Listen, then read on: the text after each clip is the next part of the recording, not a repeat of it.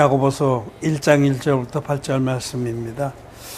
하나님과 주 예수 그리스도의 종 야고보는 흩어져 있는 12지파에게 문안하노라. 내 형제들아, 너희가 여러 가지 시험을 만나거든 온전히 기쁘게 여기라. 이는 너희 믿음의 시련이 인내를 만들어내는 줄 너희가 알미라. 인내를 온전히 이루라. 이는 너희로 온전하고 위하여 조금 더 부족함이 없게 하려 함이라. 너희 중에 누구든지 지혜가 부족하거든 모든 사람에게 후히 주시고 꾸짖지 아니하시는 하나님께 구하라. 그리하면 주시리라. 오직 믿음으로 구하고 조금 더 의심하지 말라. 의심하는 자는 마치 바람에 밀려 요동하는 바다 물결 같으니 이런 사람은 무엇이든지 주께 얻기를 생각하지 말라. 두 마음을 품어 모든 일에 정함이 없는 자보다. 아멘.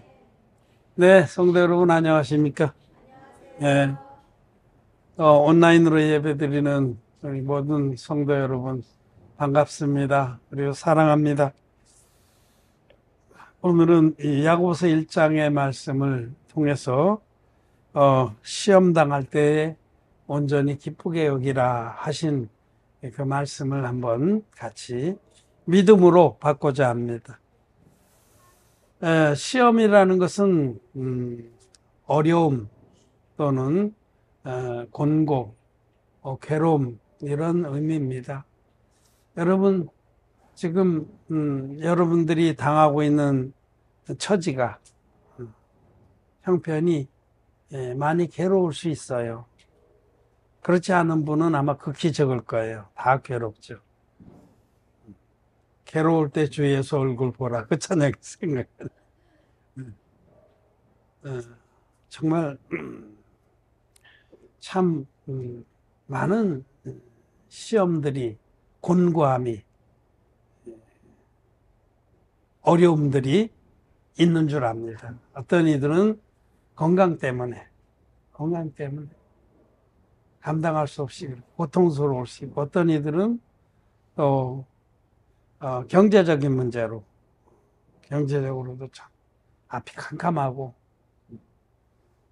자다가도 벌떡벌떡 일어나게 되고 그렇게 될 수 있죠. 어떤 이들은 가족 관계 때문에, 먼 사람들하고 관계가 나쁜 거는 별 문제가 안 돼. 안 보면 되니까. 근데 늘 얼굴을 마주대야 하는 가족들 사이에 관계가 안 좋으면 참 그것도 괴로운 일이에요. 그것도 시험입니다. 그 외에도 뭐 많겠죠. 우리 살아가는 우리의 삶은 모세가 시편 90편에서 말씀했듯이 우리의 인생은 70이요 강건할지라도 80인데 그 날수의 자랑은 수고와 슬픔뿐이요 신속히 가니 우리가 날아가나이다. 우리는 수고와 슬픔뿐입니다. 정말 만족스럽고 평안하고 아무 부족함이 없는 날이 거의 없어요. 늘 근심이, 걱정이 우리를 짓누릅니다. 그렇지 않습니까? 그렇죠? 그런데 이제 성경은 이제 말씀합니다. 내 형제들아, 너희가 여러 가지 시험을 만나거든 온전히 기쁘게 여기라 라고 말씀하십니다. 여러 가지 시험 한두 가지도 아니고 막 여러 가지 무거운 짐들과 걱정들이 짓누르는데 어찌 기쁠 수가 있겠어요? 그럼 기쁠 수 없죠. 사실은 1차적으로는 한숨만 푹 나오고 암담하고 정말 입맛이 떨어지고 살이 내리고 근심거리가 많으면 살이 내려요. 실제로 그렇습니다. 저도 좀 내렸어요. 82kg까지 나갔었는데 요새 79, 78 이렇게. 왜냐하면 근심거리가 많으면 우선 입맛이 없어져. 그렇잖아요. 근심이 많으면 입맛이 없어져. 그래서 밥을 반 공기도 못 먹고 그냥 웬만하면 건너뛰고 입맛이 없는데 먹는 게 그냥 고역이죠. 그래서 그러니까 먹는 게 신찮고 또 실제로 근심하고 걱정하고 그러면은 그것도 머리를 쓰는 일이라서 에너지가 많이 없어져요. 여러분 머리 쓰는 일이 에너지하고 별로 상관없는지 아세요? 그렇지 않습니다. 머리 쓰는 일이 에너지를 굉장히 많이 소모해요. 과학적으로도 입증이 됐어요. 머리는 또 요놈이 고급이라서 아주 순도 높은 에너지만 씁니다. 우리 뭐 비행기에는 일반 휘발유 안 쓰고 고급 휘발유, 항공유라는 걸 쓰듯이 저기 하늘 날아다니는 건 그렇잖아요. 그냥 우리는 자동차에는 일반 휘발유는 머리에는 아주 순도 높은 에너지만 써요. 정제된 포도당이나 뭐 이런 거. 그리고 이제 근육 같은 데는 아무거나 막 쓰지만 머리는 그 신비한 거거든요. 하나님이 신비하게 만들어. 그래서 근심을 많이 하고 그러면 살이 내립니다. 좋은 면도 있어요. 다이어트 안 해도 되니까. 자, 오늘 우리 주님은 너희가 여러 가지 시험을 당하거든 기쁘게 여기라 이렇게 말씀하세요. 그냥 기쁘게가 아니고 온전히 기쁘게 여기라. 온전히. 온전이라는 건 100% 말하는 거예요. 조금 한 10%, 20%만 기쁘게 여기고 7, 80%는 확 슬프게 여기는 게 아니라 100% 기쁘게 여기라. 라는 것이 주님의 말씀입니다. 그럴 이유가 없고 그렇지도 않은데 기쁘게 여기라고 하시는 분은 아닙니다. 기쁘게 여길만 하니까 기쁘게 여기라는 겁니다.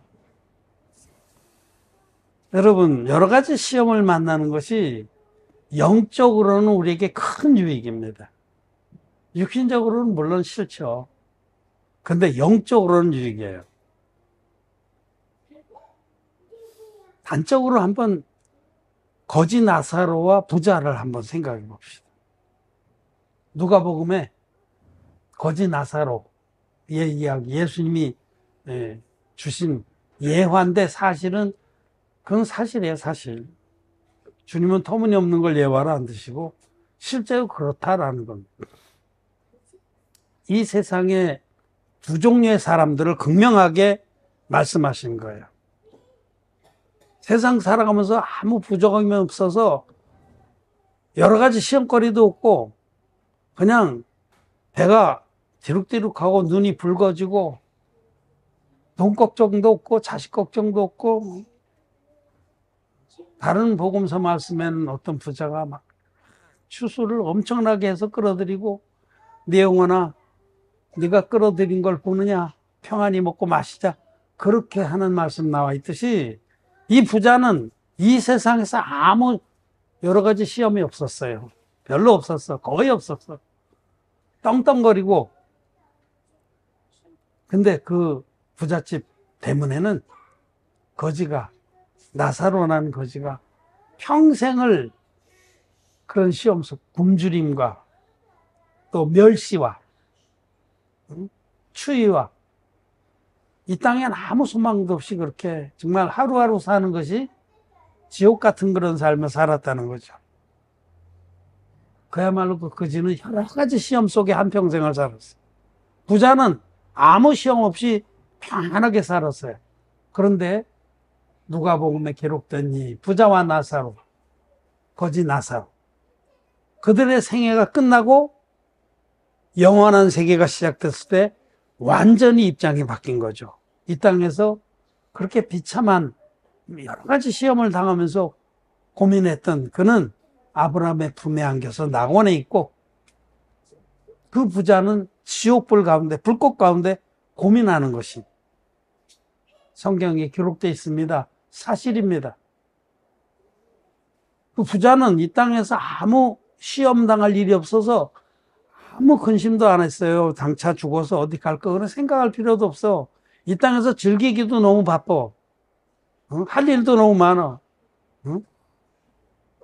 그래서 막 호의호식하면서 사느라고 자기 영혼의 구원에 관해서는 관심도 없었어요. 그런데 이 땅에서 여러 가지 시험 속에 허덕거리던 나사로는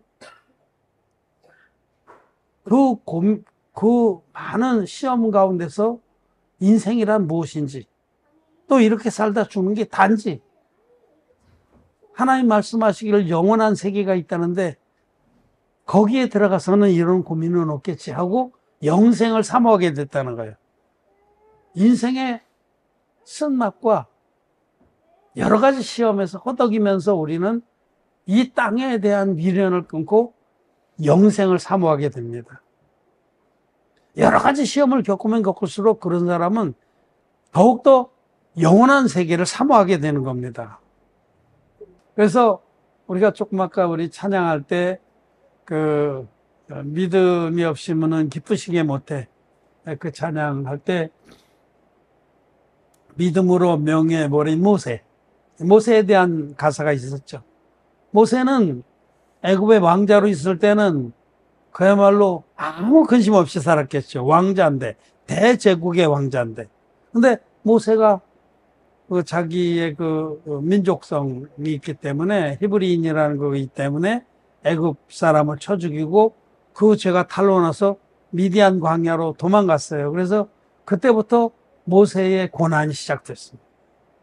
왕자였던 그 사람이 40살에 40살에 광야로 도망가서 미디안 제사장 이드로의 대릴사위가 돼서 머슴이죠, 머슴. 명목이 대릴사위지 그냥 양이나 치면서 40년을 많은 여러 가지 시험이 있었겠죠.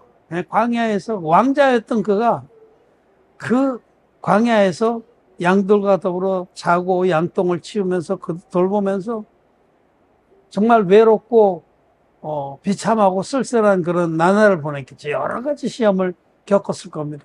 사람이 어떤 높은 지위와 높은 그 신분과 재산과 이런 걸 누리다가 떨어지면 더 비참한 거예요. 처음부터 그러면 좀 난데. 그래서 그 셀레브리티 영화 배우들, 유명한 영화 배우들이 그 인기 꺾고 좀 막 자살하잖아요. 인기 좋을 때는 구름 위를 걷는 것 같은데 하루아침에 그냥 불러주는 데도 없고 잠밥되면은 막 자살하고 그래요. 마약하고 그러다. 인생이 그런 겁니다. 모세가 그 많은 여러 가지 시험을 당하면서 멸시와 추위와 굶주림과 이런 거 겪으면서 그가 비로소 영적인 사람이 되는 거예요. 하나님 앞에 정말 천국을 사모하는, 또 하나님을 경외하는, 그리고 자기 마음이 다 깨져서 겸손해진 거죠.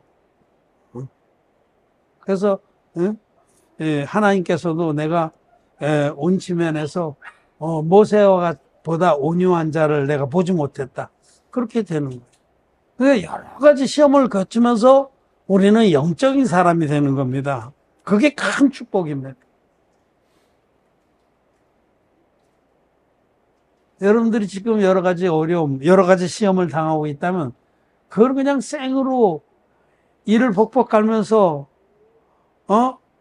그냥 한탄하고 원망하면서 겪지 마시고 그 가운데서 이런 어려움을 통해서 하나님을 바라봐야 됩니다. 그리고 이 땅의 것들에서 눈을 떼서 영원한 세계를 사모해야 됩니다. 그것이 우리에게 정말 귀한 축복입니다.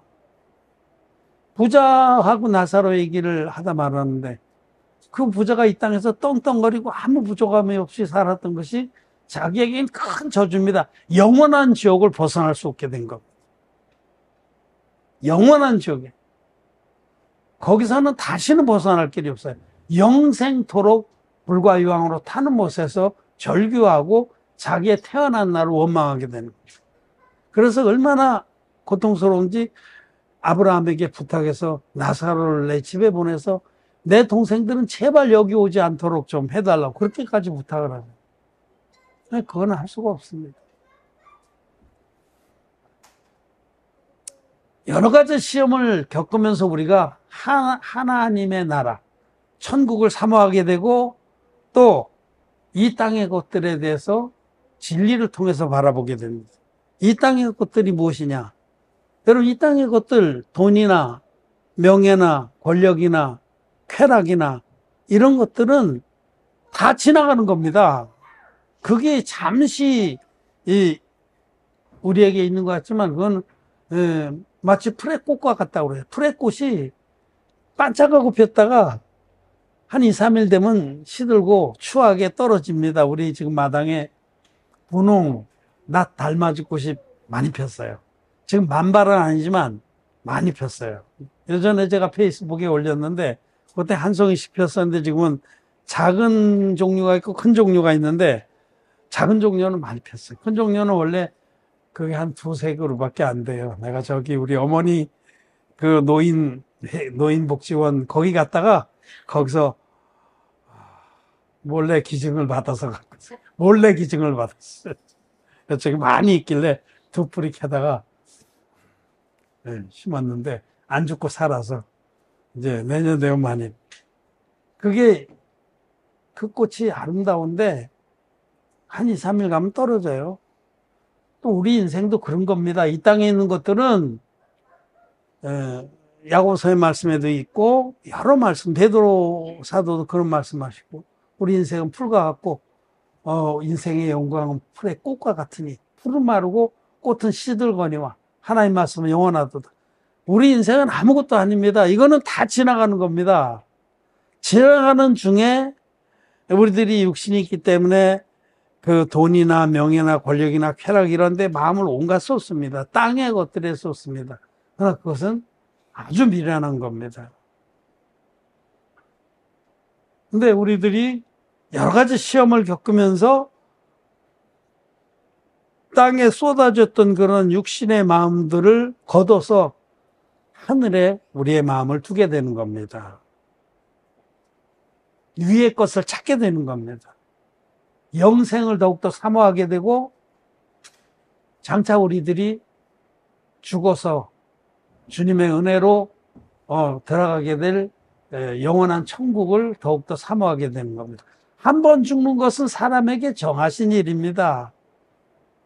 여러분 길어봤자 우리 인생은 요즘 100세 시대라고 그러니까 그냥 100년 잡아봅시다. 100세 시대라고 쳐도 100년이에요. 100살 사는 사람 많지 않아요. 극히 드뭅니다. 0.1%밖에 안 돼요. 근데 희망상으로 100살을 산다 해도 그 100살도 아무것도 아닙니다. 신속기간이 우리가 날아가 나이다. 금방 다 끝나요. 그러고 우리는 죽습니다. 요 최근에 유명인 연예인 중에 서세원 씨가 죽었잖아요. 태국에서. 그 사람도 한동안 막 인기가 많았던 사람인데 그렇게 비명 행사했잖아요. 죽어서 거기서 화장해서 한 줌의 뼈가루로 돌아왔습니다. 그 사람이나 우리나 똑같은 거예요. 한 번 죽는 것은 정하신 일이요 그 후에는 심판이 있으리니. 하나님 말씀입니다. 우리는 죽는 게 정해졌어요. 다 해봐야 죽는 겁니다. 막 몸부림치고 애걸복걸하고 막 여러 가지 시험거리를 끌어안고 막 뒹굴고 해봐야 그래도 끝끝은 죽는 거고, 아무 근심은 걱정 없이 배가 눈이 뚝 붉어지게 살아도 그 사람도 그 부자도 죽어서 지옥불에 떨어지는 겁니다. 우리는 다 해봐야 죽는 거예요. 근데 이 땅에서 가장 귀하고 소중한 게 뭐냐면 천국 영생입니다. 살아있는 동안, 우리 호흡이 붙어 있는 동안 천국 영생을 얻는 것보다 귀한 건 없습니다. 근데 그 천국 영생을 귀하게 여기고 찾아서 얻고 또 그것을 지키는 사람이 누구냐? 이 땅에서 많은 시험을 당한 자들이에요. 이 땅에서 많은 시험을 당한 자들은 이 땅의 것에 대해서 별반 미련이 없게 됩니다. 그리고 영생의 천국을 더욱더 사모하게 됩니다. 이 땅의 것들은 결코 우리에게 참된 복락이 될 수 없습니다. 요한복음 4장에 사마리아 여인이 내가 5 남자하고 살았고 지금 있는 남편도 내 남편이 아니이다. 그렇게 고백했듯이 우리 이 땅에 살면서 이 땅의 것들로 자기 남편을 삼으려고 온갖 몸부림을 치고 또 스스로 시험을 자초하고 그렇게 합니다. 돈을 자기 남편으로 삼으면 행복하겠지. 그래서 돈 때문에 울기도 하고 웃기도 하고 싸우기도 하고 막 원수지기도 하고 그러면서 여러 가지 시험을 자초하고 살기도 하죠. 돈, 또 명예, 권력, 쾌락, 뭐 자아의 실현, 이런 것들이 바로 사람들이 이 땅에서 삼고자 하는 남편입니다. 그런데 이 땅의 것들을 남편 삼아서는 결코 영원하고 참된 행복은 얻지 못합니다. 그들로 인해서 만족하는 사람은 참된 신랑이신 예수님을 찾지 않습니다. 예수님만이 영원한 우리의 신랑이고 우리에게 참된 행복을 가져다 주는 분입니다. 여러 가지 시험을 만날 때 우리는 그 참된 신랑을 찾게 되는 겁니다. 부잣집 대문에 앉아서 평생을 시험 속에, 굶주림 속에, 추위 속에 고민하면서 온갖 헌대를 앓으면서 개들이 와서 핥아주고, 자기도 인생이 왜 이렇게 괴롭냐? 차라리 죽는 게 낫겠다. 막 그러면서 살았던 그 거지는 그런 여러 가지 시험 중에 하나님을 찾아서 예수 그리스도로 말미암은 구원을 받은 겁니다. 죄 사함으로 말미암는 구원을 받는 겁니다. 구원은 죄 사함으로 말미암는 구원입니다. 마음의 죄가 깨끗이 씻겨져서 천국의 영생을 얻고 하나님의 자녀가 되는 그것이 바로 구원입니다. 마음에 죄가 있는 사람들은 여러 가지 시험을 겪으면서 과연 내가 이 땅에도 이렇게 괴롭고 힘든데 천국에 갈 수 있겠나 고민을 해야 됩니다. 그렇게 고민한 거지 나사로는 끝내 천국에 들어간 겁니다. 그래서 여러 가지 시험을 만날 때 우리에게 영적으로 큰 유익이 두 가지가 있어요. 하나는 이 땅에 시험을 겪으면서 이 땅에 대한 집착이나 미련이나 소망이 끊어지고 하늘의 소망을 두는 자가 돼요. 하늘의 것을 찾는 자가 돼요. 하나님을 가까이 하고자 하는 자가 돼요. 하나님의 이름을 부르게 됩니다. 하나님을 의지하는 자가 됩니다. 자기가 해결할 수 없는 여러 가지 어려움들을 겪을 때 우리는 하나님을 의지하게 돼요. 자기 한계를 알기 때문에. 어려움이 크면 클수록 더욱더 하나님을 절대적으로 의지하게 되는 겁니다. 사람들은 자기에게 어떤 정도의 능력이 있다고 생각하는 동안은 하나님을 전적으로 의뢰하지 않습니다. 입술로는 의뢰하지만 자기 마음은 자기의 계획을 벌써 실현할 준비를 다 하고 있는 거예요. 내가 얼마든지 해칠 수 있다. 그러나 정말 도저히 자기가 해결할 수 있는 한계에 부딪히면은 자기 생각이나 계획을 다 내려놓고 말의 다리도 의지하지 아니하고 사람의 힘도 의지하지 아니하고 오직 눈을 들어 산을 바라보게 됩니다. 내가 산을 향하여 눈을 들리라. 나의 도움이 어디서 올꼬? 오직 하나님께 자기의 사정을 아뢰고 하나님 당신이 나를 구원해 주지 않으면 내가 이 어려움에서 헤어날 수가 없습니다 하고 고백하고 전적으로 하나님을 의지하게 되는 겁니다. 그래서 어려움을 겪으면서 우리는 영적인 사람이 되고 영생을 더욱더 사모하게 되고 하나님을 더욱더 견고하게 믿게 돼요. 영적인 하나님을 향한 유익입니다. 하나님을 향한 유익. 어려움을 겪으면서 우리는 그렇게 되는 것이 하나님의 뜻입니다. 하나님께서 믿음의 종들에게 많은 어려움을 줬을 때 그들은 그 어려움을 통해서 믿음의 사람들이 된 겁니다. 둘째로는 그런 어려움들이 우리 마음에서 찢기를 제거합니다. 우리 마음에서. 도가니가 금을, 풀무가 은을 연단한 같이 하나님께서는 우리 마음을 연단하시냐. 우리 마음속에 많은 찢기가 있어요. 육신의 욕망들이 있어요. 육신적인 욕망들 많이 있어요. 그런데 하나님의 사람들은 이 마음에서 그런 이 땅을 사랑하는 마음, 우상을 사랑하는 마음, 하나님보다 더 사랑하는 게 우상입니다. 그것들을 많은 어려움을 통해서 그것이 제거가 되는 거예요.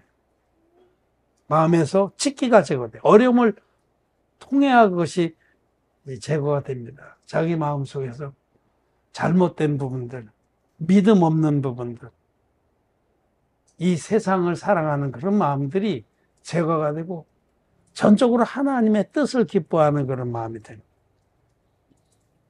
정금 같은 그런 새벽 이슬 같은 청년으로 청년의 믿음으로 서게 됩니다.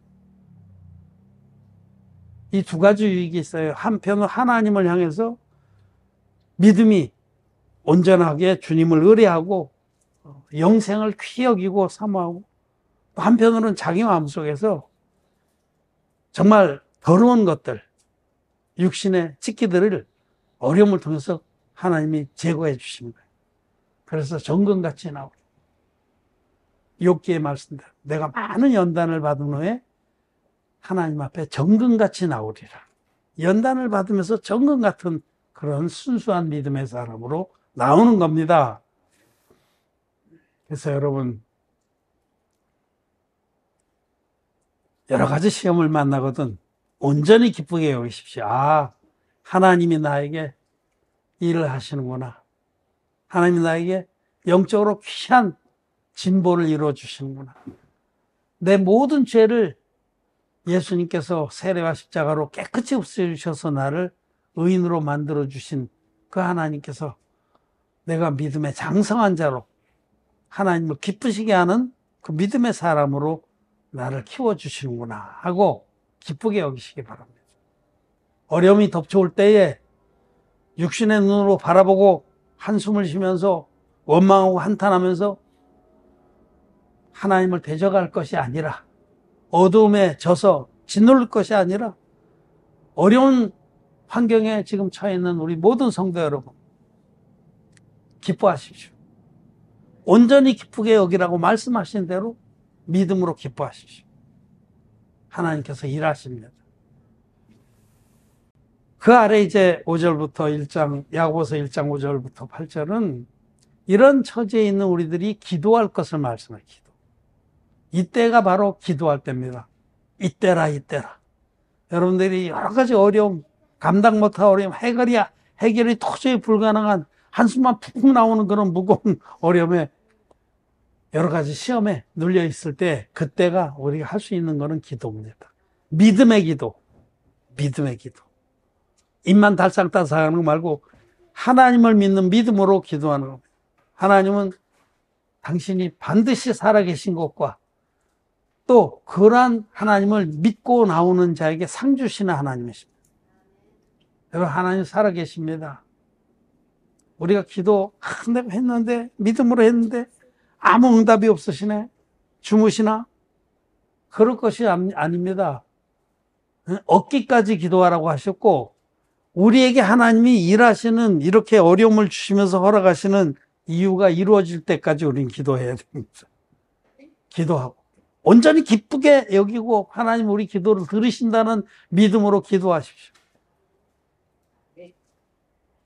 인내를 온전히 이루라고 그랬어요. 인내를.